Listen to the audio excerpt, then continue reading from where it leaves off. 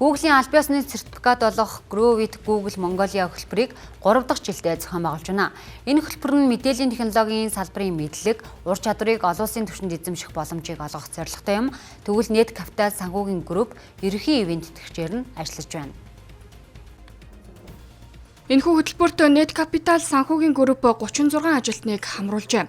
Энэ нь тус группийн ажилтнуудынхаа дижитал ур чадварыг хөгжүүлэх, хүний нөөцийн чадварыг олон улсын түвшинд хүрэхэд чиглэсэн бодит хөрөнгө оруулалт болж байгаамаа. Энэ удаагийн хамтрал нь зөвхөн байгууллагын дотоод хүний нөөцийн хөгжлөөр хязгаарлагдахгүй, Монгол залуусын дижитал боловсролыг дэмжих чухал ач холбогдолтой юм.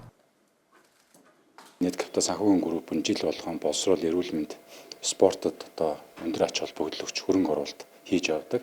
За энэ удаа бид нэр Growit Google Mongolia төслийн ерөнхий ивент тэтгэгчээр орж байгаадаа туйлын таатай байна. Тэгэхээр энэхүү төсөл бол Монголын залуучуудад боловсролоо дэвшлүүлэхэд бол маш чухал хувь нэмэртэй ийм төсөл байгаа гэдэгт бол бид нар үнэ итгэж байгаа. За мөн бид нэр хөрөнгө оруулалт хийж байгаа бас гол шалтгаан нь бол манай байгууллагын 40 гаруй ажилтан бол энэхүү хөтөлбөрт бол хамрагдаж байгаа. Бид хэд бол хиймэл оюуныг энэ жил бол нэлээд онцолж байгаа. За Google компани зүгээс бол маш хүчтэй өрсөлдөөнд бид эдийн бүр гар хүрж байгаа ажил болгон хиймэл оюун руу шингэсэн байна. Тэгэхээр энэ удаа хиймэл оюуны шилжилт, за энэ том шилжилт ирж байгаа хүрээнд бол маш их сургамжтай зүйлүүд, амжилтгүй нэвтрүүлэлтүүд нэх юм болдог. Тэгэхээр амжилтгүй нэвтрүүлэлтийг багасгах зорилготой, за байгууллагуудад зөвлөгөө өгөөж энэ хиймэл оюуныг зардал багтаагаар за суйрлуултыг маш энгийн байдлаар яаж хийвэл зохистой бэ гэдэг хүрээнд бол ингээд байгууллагуудтай хамтарч ажиллаж байгаа.